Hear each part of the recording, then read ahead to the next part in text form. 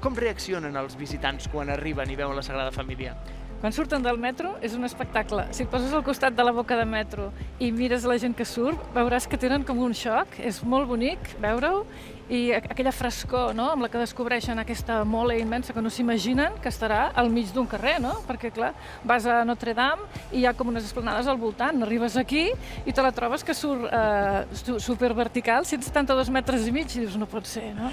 I aquests són els turistes que ens trobem quan nosaltres anem transitant i ells estan allà aturats. Sí. Efectivament, la impressió, qui no ha quedat impressionat? Nosaltres mateixos encara estem aquí impressionats veient aquestes vistes, oi?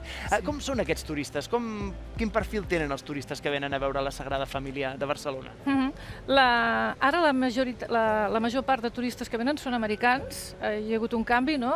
Durant moltes dècades havien sigut francesos perquè els tenim per proximitat i perquè els transports són molt fàcils, però després de la pandèmia, en l'etapa postpandèmia, hi va haver un increment dels turistes nord-americans, no?